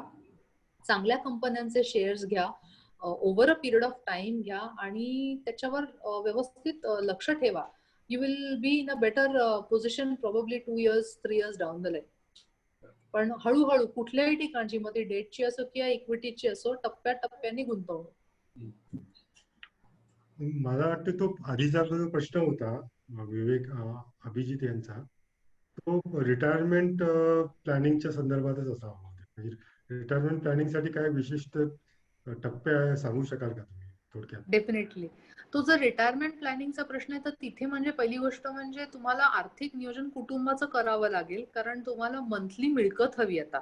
तर तुम्हाला जर पेन्शन सारखा पर्याय नसेल किंवा तो ऍडिक्वेट नसेल तर तुम्हाला रिटायरमेंट फंड्स मधून सगळ्यात पहिलं बघायचंय ते म्हणजे आपले खर्च भागवणं. आणि खर्च भागवताना तुम्हाला फक्त या वर्षीचे नाही तर तुम्हाला तुमच्या पुढच्या हयातभर पुरेल इतका त्याचा प्लॅनिंग करणं आहे. त्यामुळे मी फ्रँकली असा सल्ला देईन की तुम्ही एखाद्या सल्लागाराला भेटा आणि त्याच्यानुसार तुमचं रिटायरमेंट प्लॅनिंग करून घ्या. कारण इकडे सगळेच पैसे कन्झर्वेटिव्ह राहून फिक्स्ड इन्कम मध्ये ठेवून तुम्हाला ग्रोथ मिळणार नाही, किंवा सगळेच पैसे इक्विटीसाठी ठेवलं तर तुम्हाला मंथली इन्कम मिळणार नाही. त्यामुळे तुम्हाला एक बॅलन्स साधायचा आहे की पुढचे 30-40 वर्ष जर तुम्ही जगण्याची अपेक्षा ठेवता तर तुमचा हा कॉर्पस तुम्हाला 30-40 वर्ष पुरला पाहिजे. आणि त्याच्यामध्ये मेजरली तुम्हाला रेग्युलर एक्सपेन्सेसच्या व्यतिरिक्त मेडिकल गोष्टींसाठीचे खर्च याची तरतूद जास्त काटेकोरपणे करावी लागणार आहे, कारण हे खर्च आपल्या देशात आता दुपटीने वाढत आहे. आणि त्याचा आपण हे बघतोच आहे की आज कोरोनामुळे काय किती लाखोंची बिलं लोकांच्या समोर येऊन पडलेली आहेत. जरी त्यांनी फारसं काही म्हणजे कॉम्प्लिकेशन्स नसतील त्यांच्या केसमध्ये तरी लाखोंची बिलं आज लोक भरतायत कोरोनामध्ये. सो ह्या दोन खर्चांसाठी तुम्हाला स्वतःचा रिटायरमेंट पोर्टफोलिओ तयार करायचा आहे. So it's better to consult an advisor. Mohan जोशींचा एक प्रश्न आहे. सध्याच्या स्थितीमध्ये एनपीएस नॅशनल पेन्शन स्कीम जी आहे त्याच्याकडे तुम्ही कसं बघता? म्हणजे एनपीएस च्या तुलनेत पीपीएफ म्हणजे भविष्य निर्वाह निधीची गुंतवणूक यांची तुलना कशी करावी? ओके, आता एनपीएस आणि पीपीएफ ला मी दोन अँगल्सने बघते. एक म्हणजे अक्युम्युलेशन फेज आणि दुसरं म्हणजे डिस्ट्रीब्युशन फेज. अक्युम्युलेशन फेज मध्ये एनपीएस हा पीपीएफ पेक्षा मला सरस पर्याय वाटतो, कारण एनपीएस मध्ये इक्विटीचं प्रपोर्शन जर जास्त घेतलं एखाद्या इन्व्हेस्टरने तर त्याला ओव्हर अ लॉंगर पिरियड चा जो बेनिफिट असतो की जास्त काळ इक्विटी मध्ये राहिल्यामुळे कॉर्पस चांगली क्रिएट होते, तो मिळतो. वेरएस पीपीएफ हे प्युअर डेट प्रोडक्ट असल्यामुळे कॉर्पस क्रिएशन हे महागाईला बीट करणारं बनत नाही. इट्स लाईक म्हणजे ठीक आहे, आपल्याला एक मनाला समाधान असतं की बाबा आपले एवढे पैसे आहेत, हे सेफ आहेत, त्याच्यावर एक डेफिनेट इतक्या टक्क्याने आपल्याला गव्हर्नमेंट रेट ऑफ रिटर्न देत आहे. But will it be sufficient over a longer period of time to beat inflation? Then the answer is no. But liquidity आणि आपण फ्लेक्सिबिलिटी जर म्हटली तर ती ऍक्च्युली पीपीएफ ला जास्त आहे कम्पेअर्ड टू एनपीएस. कारण एनपीएस मध्ये आपण जे कॉन्ट्रीब्युशन देतो ते वयाच्या 60 पर्यंत ब्लॉक होऊन जातात. अगदी एक्स्ट्रीम केसेस मध्ये गव्हर्नमेंटने आपल्याला पर्याय दिले आहेत की अर्ली विथड्रॉल करू शकतो किंवा प्रीमॅच्युअर क्लोज करू शकतो अकाउंट, बट ते अतिशय थोडके आहेत. ऍज अगेन्स्ट दॅट पीपीएफ मध्ये लिक्विडिटी आपल्याला एक 5-6 वर्षांनंतर सुरू होते फ्रॉम आवर ओन बॅलन्सेस, आणि त्याच्या आधी 3ऱ्या वर्षानंतर सुरू होते in the form of loan. So ह्या दोन बाबी during the course of accumulation मी लक्षात ठेवते. म्हणून एकाच्या समोर दुसऱ्याला कमी न ठेवता दोघांचं बॅलन्स म्हणून आपण ह्या पर्यायांकडे बघितलं पाहिजे. आणि तिसरं, जेव्हा मी येते विथड्रॉल स्टेजला, तर विथड्रॉल स्टेजमध्ये प्रॉव्हिडंट फंडचा एक क्लिअर फंडा चांगला आहे की बाबा सगळं जमा झालंय, आता तुमचं घ्या, तुम्हाला त्यातून काय करायचं ते करा, किंवा तुम्हाला त्याच्याही नंतर 5-5 वर्षात तुम्ही वाढवायचंय, तुम्ही वाढवा, कॉन्ट्रीब्युशन करणं कंपल्सरी नाहीये. बट तेच एनपीएसच्या बाबतीत होतं की 60% आपण विथड्रॉ करू शकतो, जे टॅक्स फ्री आहे आजच्या घडीला, आणि उरलेल्या 40% मात्र कंपल्सरी अॅन्युइटी घ्यावी लागते. आता जेव्हा आपण ते अॅन्युइटीचे रेट्स बघतो की 5%, 5.5%, त्याच्यातून जी रक्कम महिन्याला आपल्या हातात येणार in the form of pension ती अतिशय थोडी आहे.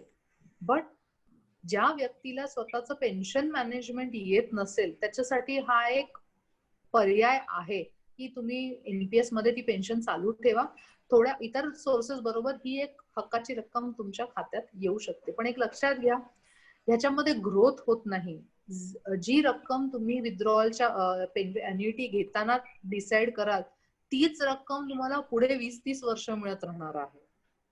सो इन्व्हेस्टमेंट्सवर कंट्रोल तुमचा नसल्यामुळे तो तेवढा पोर्शन ब्लॉक होऊन जातो, त्याच्यात वाढलेल्या कॉर्पसचा फायदा तुम्हाला होत नाही. आणि म्हणून कंपोजिशन ठेवताना की पूर्णपणे एनपीएस वरच रिलाय राहू नका किंवा पूर्णपणे प्रॉव्हिडंट फंडावरही रिलाय राहू नका. मेक अ कॉम्बिनेशन की काही इन्व्हेस्टमेंट ही वाढली पाहिजे म्हणून ती आपल्या कंट्रोलमध्ये असावी, काही इन्व्हेस्टमेंट लिक्विडिटी करता लागते म्हणून ती आपल्या कंट्रोलमध्ये असावी, आणि काही मध्ये आपल्याला रेग्युलर रेव्हेन्यू लागतो म्हणून ती आपल्या कंट्रोलमध्ये नसली तरीही चालेल. सो या तिघांचं तुम्हाला एक कॉम्बिनेशन तयार करायचंय. प्रफुल्ल शेंबलकर मॅडमचा एक प्रश्न आहे, अतिशय चांगला प्रश्न आहे. त्यांचं गुंतवणुकीचं उद्दिष्ट एकदम क्लिअर आहे की त्यांना मुलाच्या फीसाठी पुढच्या 2 वर्षासाठी पैसे लागणार आहेत, पण त्यांचे आत्ताचे सध्याचे पैसे एका डेप्ट फंड मध्ये अडकले गेलेले आहेत, ते ब्लॉक झालेले आहेत आणि त्यांना आता तरी पैशाची गरज आहे. तर त्यांना असं वाटतंय की दुसरीकडून काढून, दुसऱ्या स्कीम्स मधून काढून मी ते असे पैसे कुठे ठेवू शकेन की जे 2 वर्षानंतर मला मुलाच्या फीसाठी मिळू शकतील, याबद्दल काही मार्गदर्शन? डेफिनेटली इथे कॅपिटल सेफ्टी इज मस्ट. म्हणजे मी म्हणेन ते पॉइंट एक 10 पैसे किंवा 15 पैशाच्या लोभापायी कुठेतरी रिस्की ठिकाणी इन्व्हेस्टमेंट करण्यापेक्षा, मॅडम तुम्हाला कितपत डेट फंड समजतात मला माहित नाहीये, मी म्हणेन तुम्ही सगळ्यात म्हणजे अगदी जर काहीच समजत नसेल तर बँकेत एफडी करून ठेवून द्या. थोडं काही जर डेट फंडांमध्ये समजत असेल तर सध्या अल्ट्रा शॉर्ट किंवा शॉर्ट ड्युरेशनच्या फंडांमध्ये तुम्ही ठेवू शकता. फंडांचा पोर्टफोलिओ बघा, AAA रेटेड कंपन्या आणि शक्यतो G-Secs ज्यांच्यामध्ये जास्त आहेत असे बघा. At the same time maturity जास्त का ठेवत नाहीये, कारण इंटरेस्ट सायकल जर बदलली तर लॉंगर मॅच्युरिटीचे पेपर्स ह्यांची व्हॅल्यू खाली येते आणि मग त्या फंडाला नुकसान होतं. सो हे जर तुम्हाला समजत असेल तर तुम्ही डेट फंडांकडे, पण ते म्हटलं शॉर्ट किंवा अल्ट्रा शॉर्ट मध्येच ठेवण्या लायकीचे आहेत. अदरवाईज जे कॉर्पोरेट डिपॉझिट्स आहेत, मग ते बजाज फायनान्सचे म्हणा किंवा HDFC सारख्या इन्स्टिट्यूशनचे म्हणा, की जिथे कॅपिटल रिस्क नाही आहे, की तुम्हाला थोडंसं बँकेच्या एफडी पेक्षा जास्त मिळतंय but capital is not risk, अशा रेप्युटेड ह्याच्या बॉन्ड्स मध्ये तुम्ही ठेवू शकता. पण तुमची ड्युरेशन खूप कमी आहे, त्यामुळे ह्या थोड्याशा रेटच्या फरकाने तुम्हाला काय जमीन आसमानाचा फरक पडणार असं वाटत नाहीये. So better invest in some place where you know and you understand the product instead of going for complicated matters. मंडळी, कार्यक्रमाच्या आपण शेवटच्या टप्प्याला येतोय. आपण पुढचे काही प्रश्न थोडक्यात घेणार आहोत. तर ज्यांना प्रश्न विचारायचे असतील त्यांचे प्रश्न येऊन देत. एक 10-15 मिनिटात आपण कार्यक्रम टप्पा घेणार आहोत. सचिन. सेबीचा जो परवा आलेला जो निर्णय आहे मल्टी कॅप फंडांबद्दलचा, तर त्या संदर्भात धोरण काय असावं असं प्रकाश मुंडले यांचाच प्रश्न आहे की मल्टी कॅप फंडात आता बाहेर पडायचं का? आता लगेच काहीच नाही करायचंय, कारण हे सगळे फंड मुळात म्हणजे काय निर्णय घेतात, ते जे काही निर्णय घेतील त्याचं कम्युनिकेशन हे तुमच्यापर्यंत येणार.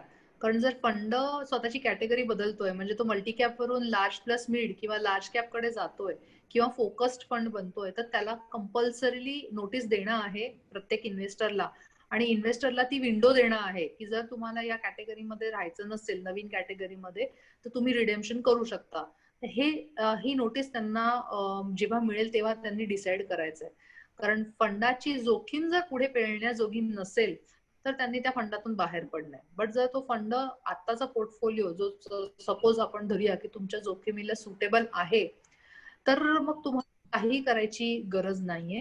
पण फंडाच्या परफॉर्मन्सवर, फंडाच्या कम्युनिकेशनवर, या दोन्ही गोष्टींवर तुम्हाला लक्ष ठेवावं लागणार आहे. आत्ता हरिडली काहीही करू नका, कारण त्याच्यामध्ये तुम्हाला कदाचित लॉसही होऊ शकेल. Take time, communicate. पहिली गोष्ट म्हणजे तुमच्या ऍडवायझर्सला तुम्ही सांगा किंवा तुमच्या ज्याने कोणी तुम्हाला तो फंड विकलेला आहे, जो डिस्ट्रीब्युटर आहे, त्याच्याकडून माहिती मिळवा आणि मगच तुम्ही डिसिजन घ्या. घाई गडबडीत काहीच करू नका. गणेश कुलकर्णी यांचा एक प्रश्न आहे, तो माझ्या दृष्टीने खूप महत्वाचा प्रश्न वाटतो की म्युच्युअल फंड गुंतवणुकीचा रिव्ह्यू करताना किंवा स्विच करताना नेमकी काय काळजी घ्यावी. मुळात गुंतवणुकीसाठी जो फंड आपण निवड करतोय त्याचे काय असे निश्चित ठोकताळे आहेत का, निवड कशी करावी असा प्रश्न. नक्की. आणि अगदी योग्य प्रश्न आहे, कारण म्युच्युअल फंडात गुंतवणूक करताना जनरली आपण फक्त मागचे रिटर्न्स बघतो आणि ज्या फंडाने चांगले रिटर्न दिले त्या फंडामध्ये आपण पैसे ओतत जातो. म्युच्युअल फंड निवडताना सगळ्यात पहिलं म्हणजे आपल्याला हे बघायचंय की एखादा म्युच्युअल फंड आपण का निवडतोय. कारण प्रत्येक म्युच्युअल फंडाचा कॅरेक्टरिस्टिक म्हणजे आपण एक म्हणतो ना की त्याचं परफॉर्मन्स, त्याची रिस्क आणि त्याची जोखीम, या तिन्ही गोष्टी बघितल्याशिवाय आपण म्युच्युअल फंडावर नाही हे करू शकत, म्हणजे विश्वास नाही ठेवू शकत की तो आपल्या गरजांना पुरा पडू शकतो की नाही. सो एक बॅलन्स्ड गुंतवणूकदार जर आपण म्हटलं की ज्याला इक्विटी आणि डेट दोन्ही मध्ये एक्सपोजर घेऊन करायचंय, तर त्याच्यासाठी एक साधारण बॅलन्स्ड फंड जसा सुटेबल असतो, तसंच जे कॅपिटलायझेशन लिंक्ड गुंतवणूक करतात की बाबा ज्या काहींना लार्ज कॅप फंडच आवडतात किंवा काही अग्रेसिव्ह असतात त्यांना मिड आणि स्मॉल आवडतात, तर ह्या सगळ्या फंडांची जोखीम समजून घ्यायचं. जोखीम म्हणजे काय? जोखीम म्हणजे बेसिकली फंड किती रिस्की आहे, त्याचा बीटा किती आहे. बीटा हा एक टेक्निकल शब्द मी इथे वापरते. तुम्ही कुठल्याही व्हॅल्यू रिसर्च किंवा मनी कंट्रोल या साईटवर जा, तुम्हाला म्युच्युअल फंडांचा बीटा कळतो. बेंचमार्क त्यांचा काय आहे, कुठल्या रिटर्न रेट्सला ते चेस करतात आणि मुळात त्यांचा पोर्टफोलिओ कशाने बनलेला आहे. तुम्ही जर थोडासा अभ्यास केला तर तुम्हाला दिसतं की त्या म्युच्युअल फंडामध्ये किती कंपन्या आहेत, कोणत्या प्रकारच्या कंपन्या आहेत, त्याच्या कॅटेगरी मधल्या इतर फंडांचा परफॉर्मन्स कसा आहे, फंड मोमेंटम फंड आहे का वेट अँड वॉच फंड आहे, म्हणजे सतत इन्व्हेस्टमेंट मध्ये बदल करत असतो का आपली एकच थीम पकडली आहे, एक 20-30 कंपन्या पकडल्या त्याच्यामध्येच गुंतवणूक करत राहतो का. ह्या सगळ्या गोष्टी बघून मागे जेव्हा मार्केट पडलं तेव्हा हा फंड किती खाली गेला, म्हणजे जसे आपण पॉझिटिव्ह रिटर्न्स बघतो तसे निगेटिव्ह रिटर्न सुद्धा बघणं आहे. म्हणजे अगदी तुम्हाला वीकली, मंथली, इयरली असे निगेटिव्ह रिटर्न्स समजले पाहिजेत. हे सगळं बघून मगच तुम्हाला म्युच्युअल फंड निवडला पाहिजे. परत आपल्या गोल्स नुसार सुद्धा, मला जर गोल आहे शॉर्ट ड्युरेशनचा तर मग मला इक्विटी फंड सुटेबल नाही आहे. म्हणजे आर्बिट्राज एक वेगळी कॅटेगरी आहे, बट अदरवाईज तुम्ही म्हणाल मी मिड आणि स्मॉल मध्ये घालीन पैसे आणि कमवेन, तर ते होऊ शकत नाही अनलेस तुम्ही त्यातले तज्ञ आहात, तुम्हाला मिड स्मॉल कॅपचं सायकल समजते आणि मग तुम्ही पैसे घालताय. सो म्युच्युअल फंडची सुटेबिलिटी पहिली तुम्हाला कळली पाहिजे की शॉर्ट टर्म साठी कोणते, मीडियम टर्म साठी कोणते, लॉंग टर्म साठी कोणते, टॅक्सेशन समजलं पाहिजे, एक्झिट लोड्स बघायला पाहिजे की कोणत्या म्युच्युअल फंडामध्ये पैसे काढल्यानंतर आपल्याला एक्झिट लोड लागत नाही. एक्झिट लोडचा काळ वेगवेगळा असतो. डिव्हिडंड फंड्स कशाला घेतो आपण? डिव्हिडंड आता पूर्णपणे टॅक्सेबल झालेले असल्यामुळे तुमच्या टॅक्स ब्रॅकेटनुसार डिव्हिडंडला टॅक्स बसतोय. आधी डिव्हिडंड फंड टॅक्स फ्री होते. त्यामुळे हे सगळ्या गोष्टी तुम्ही बघितल्या पाहिजेत बिफोर यू इन्व्हेस्ट. आणि जो कोणी तुम्हाला रेकमेंड करतोय त्याला पहिला प्रश्न की बाबा माझ्या रिस्कनुसार हा फंड आहे का आणि किती काळ. योग्य ठिकाणी आला, हा अभ्यासाचा विषय आलेला आहे, व्यासंगाचा विषय आलेला आहे. आणि त्याच दृष्टीने ठाण्यावरनं प्रशांत धर्माधिकारी विचारतायत की हा मार्गदर्शक, समुपदेशक किंवा फायनान्शियल ऍडवायझर नेमका निवडायचा कसा? एकदा तो करेल त्याचं काम, पण तो निवडताना गुंतवणूकदार म्हणून आम्ही काय काळजी घेऊ, असा प्रशांत धर्माधिकारींचा प्रश्न आहे. बरोबर. प्रशांतजी, गुंतवणूक सल्लागार निवडणं याच्यासाठी मेन 2-3 गोष्टी तुम्हाला बघण्यात. ते म्हणजे पहिली गोष्ट, सेबीने गुंतवणूक सल्लागारांना अप्रुव्हल दिले, रजिस्ट्रेशन दिलेले आहेत. कुठलीही व्यक्ती जर गुंतवणूक सल्लागार म्हणून स्वतःला म्हणवत असेल तर त्याच्याकडे सेबीचं रजिस्टर्ड इन्व्हेस्टमेंट ऍडवायझरचं रजिस्ट्रेशन असावं लागतं.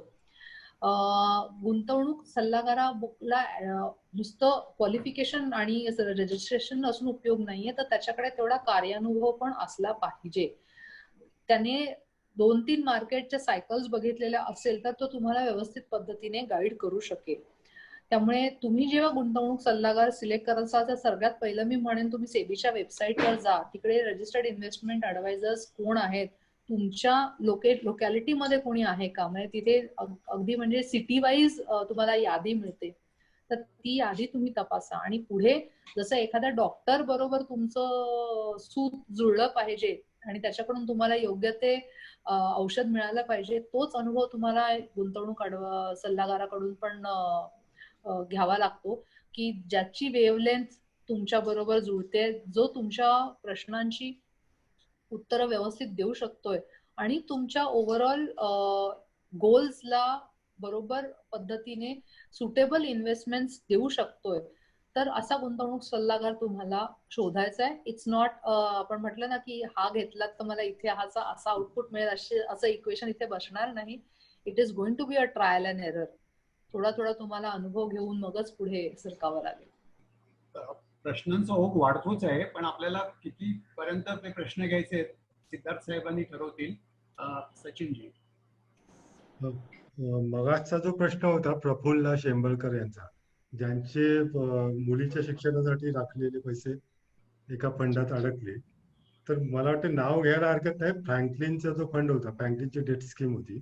आणि असाच प्रश्न अंजोली पुरात यांनी सुद्धा विचारलाय की एखादा नावाजलेला एक फंड घराणं अचानक त्यांच्या 6 योजना बंद करतं, तर त्यामुळे एकूण जे वातावरण तयार होतं त्याच्याबद्दल लोकांमध्ये संभ्रमाची स्थिती आहे. अशा स्थितीत लोकांनी नेमकं काय करावं, तुम्ही काय त्यांचं मार्गदर्शन? ओके, आता फ्रँकलिनचे जे प्रॉब्लेम्स होते की ज्याच्यामुळे त्यांनी फंड त्या स्कीम्स वाइंड अप केल्या, तर मी म्हणेन कुठलीही गोष्ट ह्या बिझनेसमध्ये ना अशी अचानक होत नाही म्युच्युअल फंडांच्या बाबतीत. तर साधारणपणे तुम्हाला दिसायला लागतं, जर तुम्ही एकदा फंडामध्ये इन्व्हेस्ट केलंय आणि त्याचा परफॉर्मन्स ट्रॅक करताय, तर फ्रँकलिनच्या ह्या सगळ्या स्कीम ज्या वाइंड अप झाल्या त्या सगळ्या स्कीम मध्ये त्यांचं यील्ड टू मॅच्युरिटी जास्त होतं इतर फंडांपेक्षा.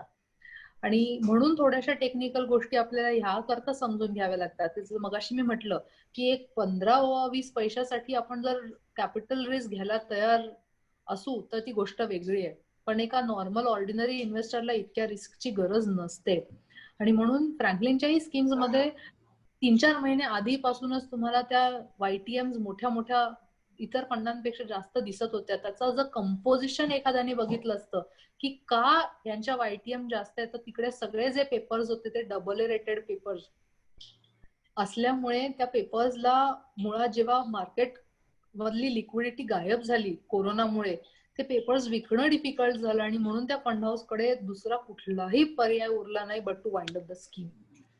आणि हे म्हणू ह्या करता जेव्हा तुम्ही म्युच्युअल फंड कुठलाही असो, डेट असो किंवा इक्विटी असो, हायब्रिड असो, कसलाही म्युच्युअल फंड असो, पोर्टफोलिओ बघणं आणि दर महिन्याला जेव्हा त्या पोर्टफोलिओचे नवीन आकडे नवीन इन्फॉर्मेशन पब्लिश होते त्याच्यावर लक्ष ठेवणं ही तुमची एक गुंतवणूकदार म्हणून जबाबदारी आहे.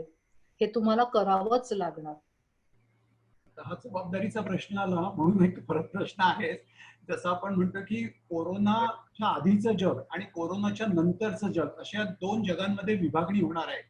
तर मला म्हणजे डॅनियल मस्करनंनाच प्रश्न पडलेला आहे, कोरोनाच्या आधी किती रिटर्न्स अपेक्षित होते म्युच्युअल फंडांकडनं आणि आता कोरोना पश्चातच्या जगामध्ये किती रिटर्न्स मिनिमम आम्ही अपेक्षित करू?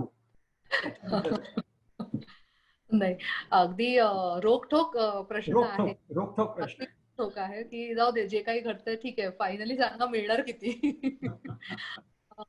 एक गुंतवणूकदार म्हणून साहजिकच आहे की रिटर्न्स ही आपली प्रायोरिटी असते. पण रिटर्न्सचा कोरोनाच्या आधी किंवा कोरोना नंतर असा बायफर्केशन न करता फ्रँकली मी तुम्हाला म्हणेन की ओव्हरऑल इकॉनॉमिक स्टेट मध्ये आपण ज्या असणार आहोत त्याचा इम्पॅक्ट रिटर्न्सवर पडतो. ज्या देशांमध्ये फिक्स्ड इन्कमचे रेट जास्त असतात त्या देशांकडून इक्विटी मधून रिटर्न्सच्या अपेक्षा जास्त असतात. आणि आज जर आपण भारताकडे बघतोय तर भारत आपण हायर फिक्स्ड रेट कडून लोअर फिक्स्ड रेट कडे हळूहळू वाटचाल केली आहे. म्हणजे तुम्ही 10 वर्षांपूर्वीचे एफडीचे रेट जर काढाल आणि आताचे एफडी रेट जर बघाल, ती जी तफावत तुम्हाला दिसतेय that it self tells you की जसजसे फिक्स्ड रेट खाली येतात तसतसे तुमचे बेंचमार्क अपेक्षा ज्या आपण म्हणतो की इतके तर मला मिळालेच पाहिजे ते कमी होतात. त्याच्यावर तुम्ही इक्विटीसाठीचं रिस्क साठीचं प्रीमियम जोडा तर तेही कमी. म्हणजे जर आपण ह्याच्या आधी 14-15% असे रेट इझिली म्हणत होतो तर 14-15% आपण 10%वरही येऊ. पण त्या 10% बरोबर आपल्या देशातली महागाई सुद्धा खाली आलेली असली पाहिजे.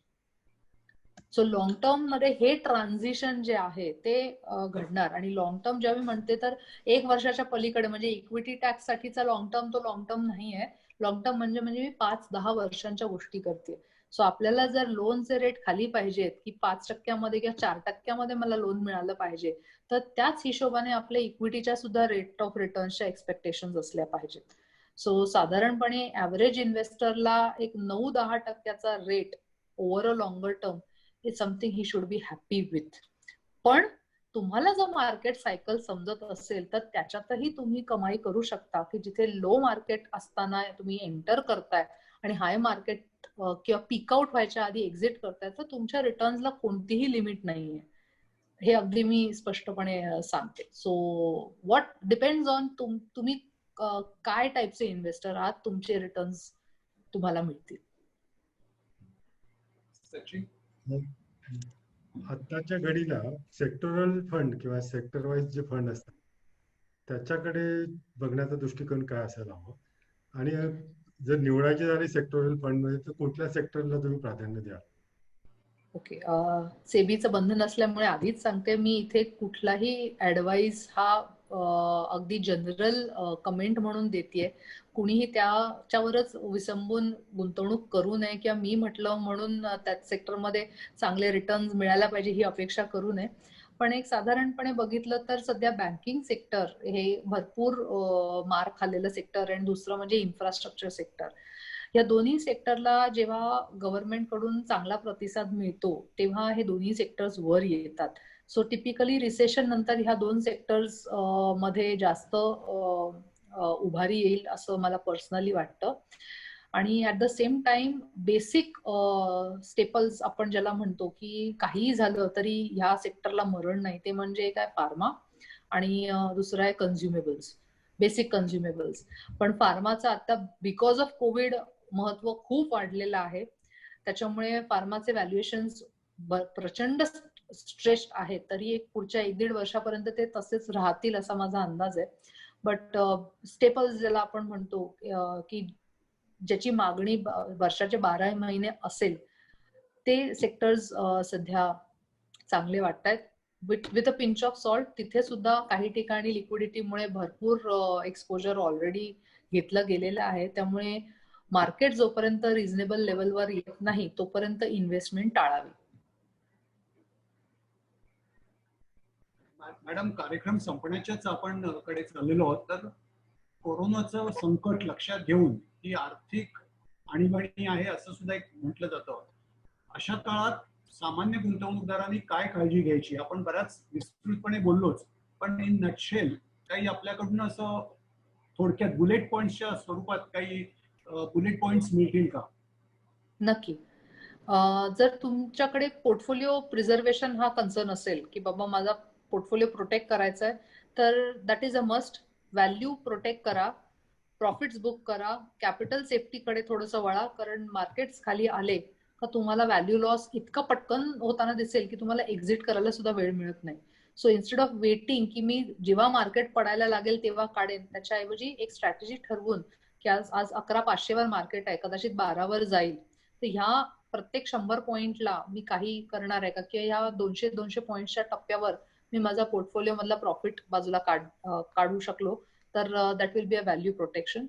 2, ज्या व्यक्तींना आर्थिक अडचण आहे त्यांनी फ्रँकली लॉस होत असेल तरी सुद्धा इन्व्हेस्टमेंट सेफगार्ड करणं महत्वाचं आहे.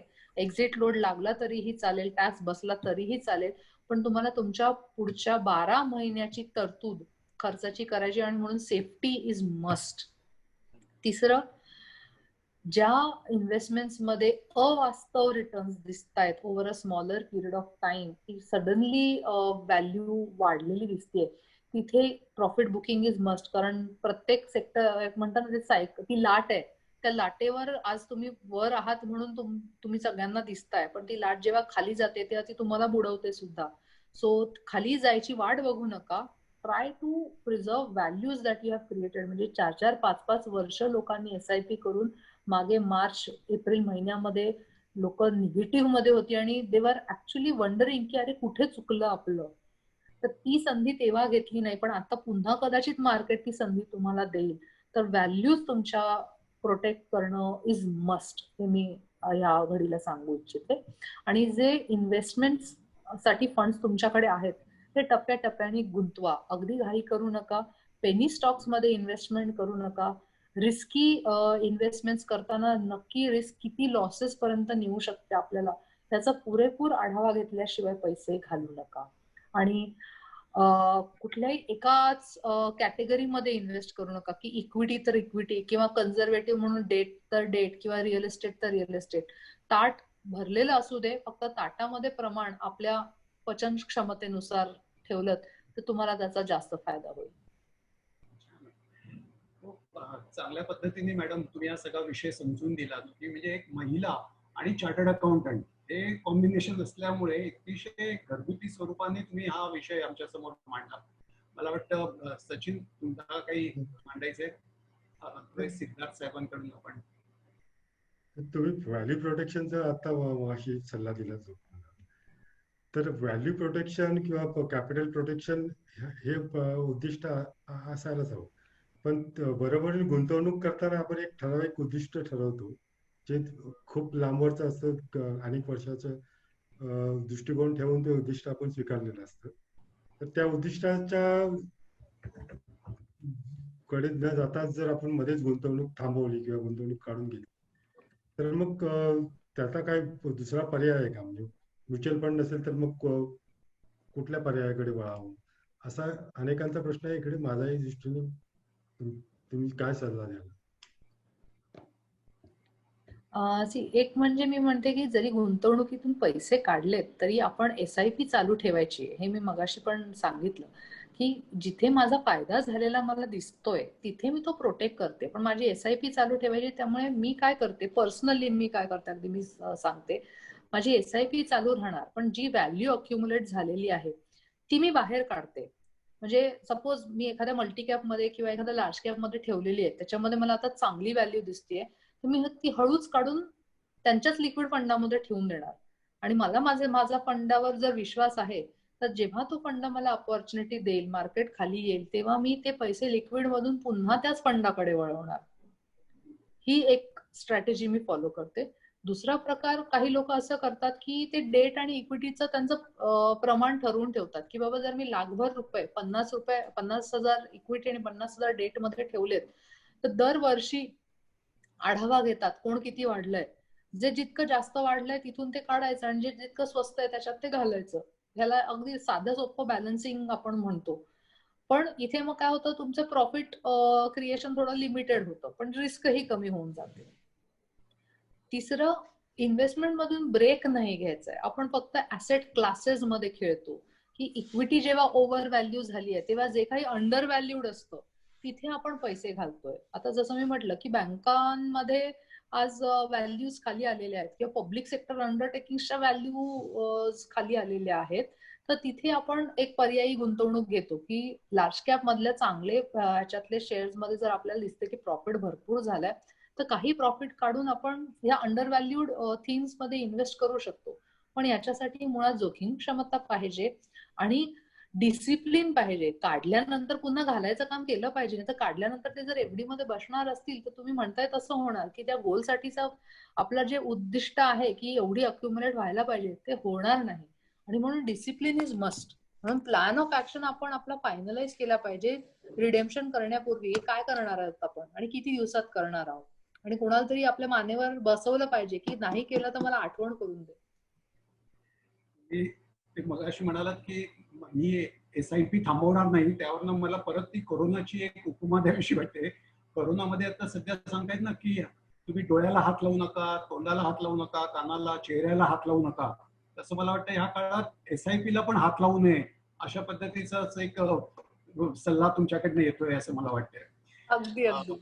हो, म्हणजे हा SIP तशीच चालू ठेवावी या सुद्धा सध्या संकटाच्या काळामध्ये. काही प्रश्न येत आहेत का तसं? कारण मला अनेक जणांचे आभार पण मानायचे आहेत कार्यक्रम संपण्याच्या आधी. अगदी मॅडम तुमचे सुद्धा मनपूर्वक आभार आहेत. पण सचिनकडे काही प्रश्न असतील तर. एक मोठा प्रश्न आहे, अनिकेत गांधी यांनी विचारलाय. बँकिंग सेक्टर बद्दल तुम्ही थोडस आशावादी सूर दाखवला होता मगाच्या प्रश्नाच्या उत्तरादाखल. तर बँकिंग मध्ये सरकारी बँकांचं खाजगीकरण आता काही 1-2 वर्षात होऊ घातलंय. तर ते समभागाच्या दृष्टीने, गुंतवणुकीच्या दृष्टीने फायदेशीर ठरेल की तोट्याचं ठरेल, असा अनिकेत गांधी. ओके. मी म्हणेन सरकारी बँकांचं खाजगीकरण नाही होतंय, कन्सॉलिडेशन होतंय. की फापट पसारा जो इतक्या सगळ्या बँकांचा होता त्याच्याऐवजी 5-6 मोठ्या बँका ठेवणं हे गव्हर्नमेंटला definitely from monitoring perspective at the same time त्यांना लागणाऱ्या कॅपिटल पुरवठ्यासाठी पण महत्वाचं आहे. त्याच्यामुळे कन्सॉलिडेशन हे पब्लिक सेक्टर बँकिंग मध्ये होणं एक चांगला मूव्ह आहे. होपफुली त्याच्यानंतर त्यांच्यातल्या इनएफिशियन्सीज कमी होतील आणि गव्हर्नमेंट कडचा जो पैसा त्यांच्यात गुंतलेला आहे तो जरा चांगल्या जास्त एफिशियंट पद्धतीने वापरला जाईल. आणि आशावाद जो मी मगाशी म्हटलं बँकिंग सेक्टर बद्दल, तो एक रिवायवल पॉइंट ऑफ व्ह्यूने म्हणते. पण बँकिंग सेक्टर मधला मुळात स्ट्रेस जो आजच्या घडीला आहे आणि आता मोराटोरियम संपल्यानंतर सुद्धा जो प्रकर्षाने बाहेर पडेल, म्हणजे पुढच्या 6-8 महिन्यांमध्ये बँकांमधले NPS बघणं हे फार महत्वाचं असणार आहे. आणि तेव्हा banking sector as a whole बघताना ह्या गोष्टीची जाणीव आपल्याला ठेवणं आहे की ज्या बँकांचे NPS कमी आहेत, ज्यांचं रिकव्हरी मेकॅनिझम चांगलं आहे आणि मुळात ज्यांच्याकडे येणाऱ्या काळामध्ये कर्ज वाटप करण्यासाठी पैसे आहेत, अशा बँकांचे दिवस चांगले आहेत. म्हणजे अशा ठिकाणी आज केलेली इन्व्हेस्टमेंट ही तुम्हाला 2-3 वर्षात चांगले परतावे देऊ शकते.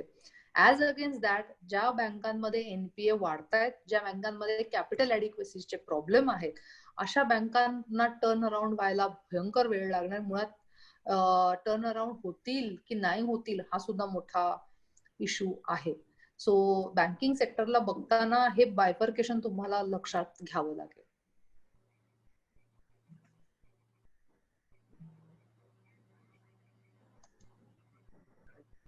मला वाटतं जसं गुंतवणुकीला आतमध्ये येणं एक त्याचं टायमिंग महत्वाचं असतं, तसं त्याच्यातून एक्झिट होणं सुद्धा महत्वाचं असतं. तसंच गुंतवणुकीवरच्या कार्यक्रम वेळेत सुरू करून वेळेत संपवणं सुद्धा तेवढंच महत्वाचं असतं. या टप्प्यावर जर आपण कार्यक्रम संपवला, सगळ्यांचे आभार मानून आणि विशेषतः तृप्ती राणे मॅडम तुम्ही वेळात वेळ काढून इथे आज आलात त्याबद्दल मनपूर्वक आभार. लोकसत्तेच्या सर्व तांत्रिक मंडळींचे सुद्धा आभार. कारण हा डिजिटल प्लॅटफॉर्मच्या आधारे हा कार्यक्रम आपण सादर करतोय. अनेक महाराष्ट्राच्या कानाकोपऱ्यात नव्हे, दिल्लीपासून लोकांनी इथे रजिस्ट्रेशन केलं त्या सर्वांचा मी मनपूर्वक आभार मानतो. प्रतिसाद द्या, तुमचा फीडबॅक द्या. तुमच्या फीडबॅकवरतीच पुढचा कार्यक्रम आम्हाला त्याचं नियोजन करता येईल. कोरोनामध्ये सुद्धा आपण सर्व सुरक्षित राहूया, आर्थिकदृष्ट्या आणि शारीरिकदृष्ट्या सुद्धा. सचिन, तुला काही शेवटचं बोलायचं असेल तर, अदरवाईज निरोप घेऊया. नाही, तृप्ती मॅडम, तुमचं खूप खूप आभार. तुम्ही लोकांच्या प्रश्नांची चांगली उत्तरं दिलीत आणि लोकांची समाधान पूर्णपणे केले. करोना काळ खूपच संभ्रमाचा काळ आहे. अनेकांसमोर अनेक वेगवेगळे प्रश्न आहेत. अनेकांच्या रोजगारावर संकट आलेलं आहे. अनेकांना वेतन कपातीला सामोरे जावं लागतंय. खर्च आणि उत्पन्नाचं गणित जुळवताना घ्यावयाची काळजी आणि गुंतवणुकीतनं आपले उद्दिष्ट आर्थिक उद्दिष्ट साध्य करायचे जे मार्ग आहेत ते तुम्ही समजावून सांगितले. धन्यवाद. सुनीलजी, तुमचे आभार. हा कार्यक्रम इथे संपतोय असं मी जाहीर करतो. धन्यवाद.